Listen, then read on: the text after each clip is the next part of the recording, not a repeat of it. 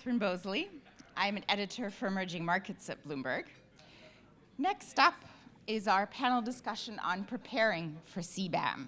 Please join me in welcoming Teresa Teo, Sustainability Team Lead APAC at ATC, and Frank Debets, Managing Partner, PwC Singapore. Thank you.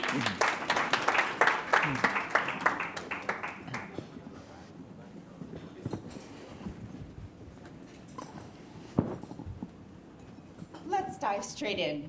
Frank, Teresa, why don't you give us a brief look at what you do in the CBAM world?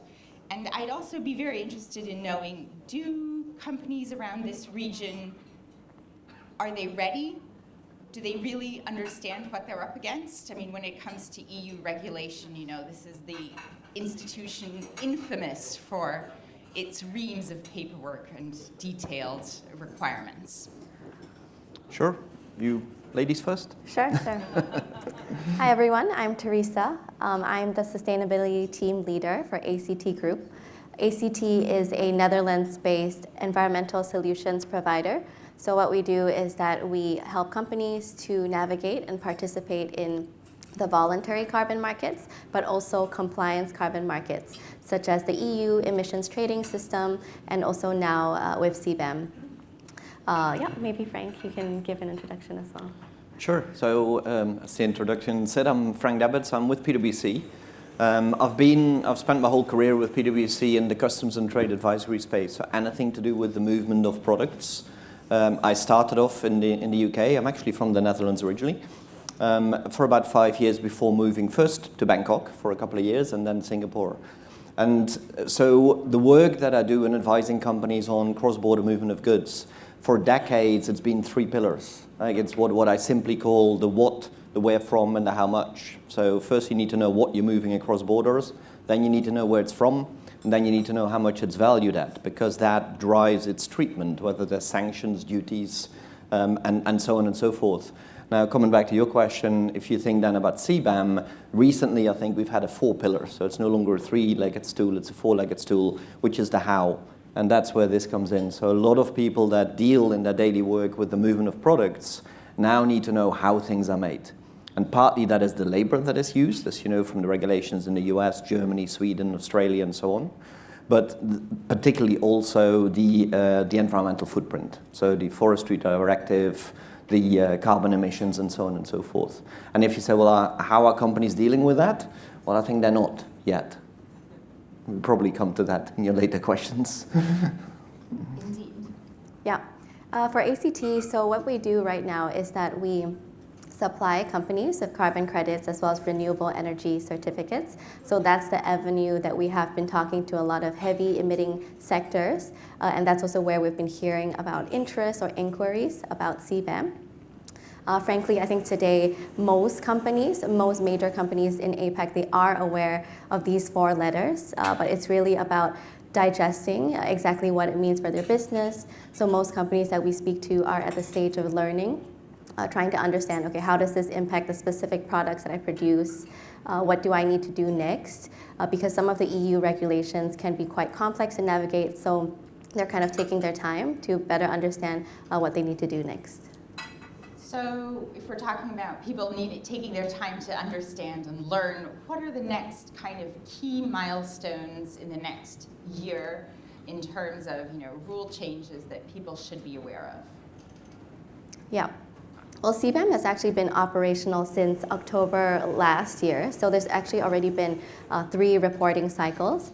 And as we're entering the 4th reporting cycle, which is on a quarterly basis, there's actually a change in the emissions calculation requirements from the EU. So before, companies, EU importers specifically, who are responsible for doing the reporting, they could report using estimated or what we call default values provided by the EU Commission. But moving forward, they will need to actually use actual emissions data. So what that means is that they'll be asking their suppliers for the data on the installations, the actual emissions coming from your production sites, which means that suppliers, especially in ASEAN, will actually need to be familiar with carbon accounting, setting up internal processes, and making sure that they can provide this data on a timely basis to the EU importers that they're exporting to. Sounds like the devil's in the details. Yeah, and I think, coming to your point, the fact that default values have been possible so far means that most of the companies, most of the people I talk to in Asia have no idea. They haven't been asked. I mean, they might know the four-letter acronym, and they might know that this is something that might be coming, but they don't have the resources, they don't necessarily have the interest to do much about it until and unless they get asked. And so I see a lot of companies that are just taking a wait-and-see approach. Now, clearly, the EU is going through this process of asking for quarterly reporting, partly to learn. Like when 2026 comes, it's going to be annual reporting, and there's very little flexibility. But the experience in the EU has been that compliance is a big word, but the amount of reporting has been very disappointing by importers. And so there's quite a big concern as to how ready companies are. And at the same time, I think now with default values no longer being an option, I think importers are going to have to talk to their suppliers more. And I speak to a lot of companies, a lot of exporters around Asia to say, well, you should get ahead of the game. And it's actually not that difficult to get started. I talked about the what. So is your product captured by CBAM? That's not that many products. And so figure that out first, then pick up the phone, speak to your buyers in the EU and say, well, what are you going to need from us? And some of those buyers will say, oh, I don't know, let's go and have a look. Other buyers will have an idea. But coming back to our earlier speaker as well, being prepared will help you respond to those requests that will invariably come. Now let's talk about money, which is always the elephant in the room. Obviously, the financial aspects are also kicking in 2025.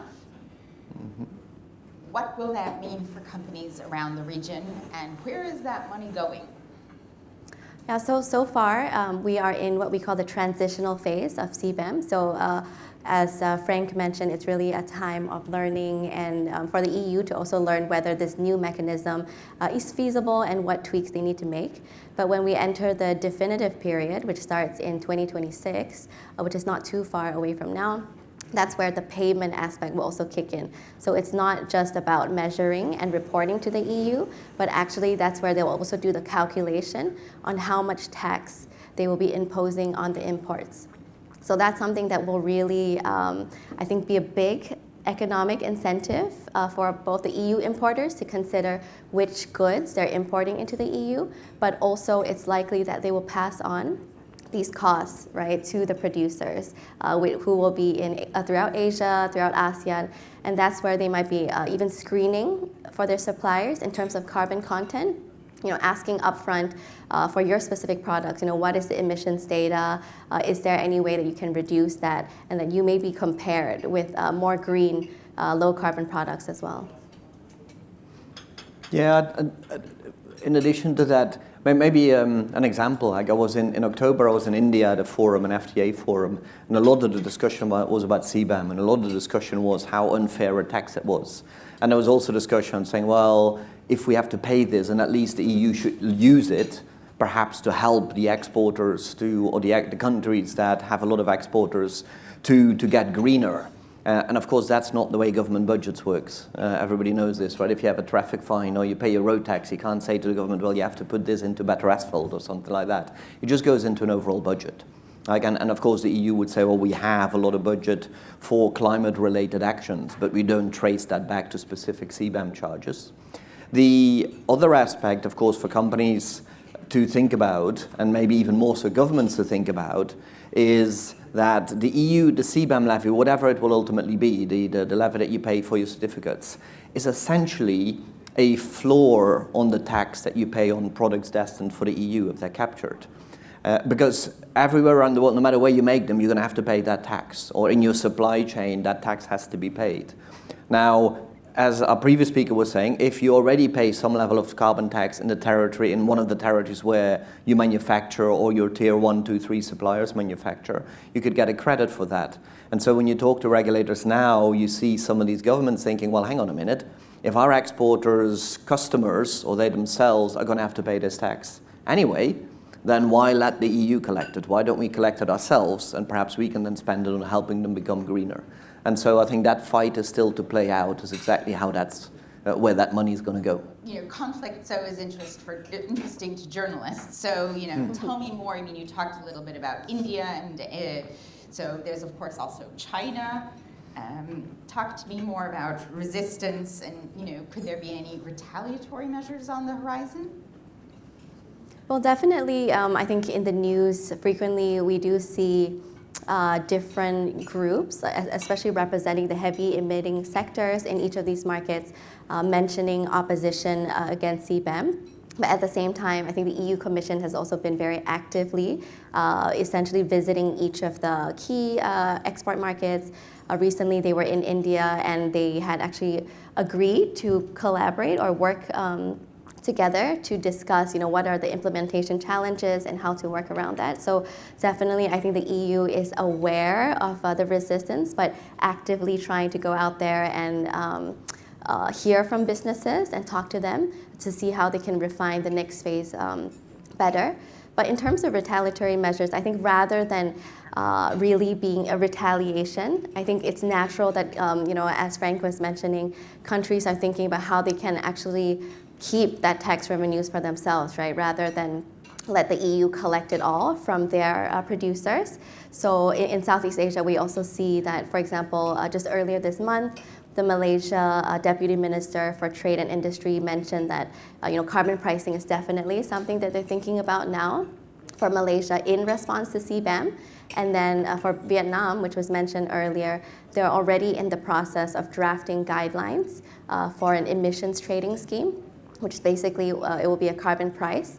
And this would cover, in the pilot phase, starting next year, iron and steel, cement, as well as power. So it's clear that not only do companies need to be aware of what CBAM means for themselves, they also need to actually monitor what the local domestic carbon pricing developments are coming up and how that would affect their businesses as well beyond international trade.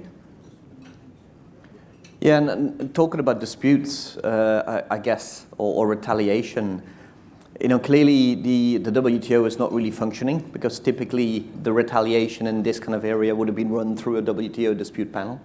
I'm not a lawyer, but so whether a CBAM is consistent with WTO commitments, I can't really comment in detail, but my gut feel is that it probably is, the way it's been implemented. And so retaliation in terms of other territories saying, well, if our exporter is going to have to pay this charge going to the EU, we'll find something else to penalize. I think it's a bit unlikely. It's not like the punitive tariffs that we've been talking about. And in addition, like we were saying before, a lot of these territories, it wouldn't be retaliation, but they might be looking at maybe we should have a charge like this because generally that's better for us. I think the other thing, this popped up at the Singapore Business Forum last week. You have to be very careful, not just as a government, and it doesn't even matter whether it's democratic or autocratic government, but you have to be very aware of where the mentality of the population is going. And the mentality of population, certainly the younger generations are very concerned about climate. And so even if not as a regulator, as a company, you're actually seeing that if you do not support these kind of initiatives, you're going to lose customers. And actually, you're going to lose the ability to attract good people as staff, as employees. And already you see this in some of the industries that are deemed to be polluting. Companies find it hard to attract personnel. So I think retaliation is unlikely. I think there's more, and talk to the regulators as well, although in public, they might say, oh, isn't this bad? Isn't this unfair by the EU? If you talk to them in private, a lot of them would say, well, actually, we're happy that the EU is taking the lead, so we can kind of follow without getting the blame from our own population, but we think this is the right direction to go. Well, as we wrap things up, maybe what would your advice be to companies across ASEAN as they do business and prepare for this rule change? What would be the next steps to take? Yeah, well, I think Philip and Frank have also mentioned it already, that the first step is really to get started, to understand whether your business is impacted. And then after that, the steps about measurement, reporting the data would come naturally.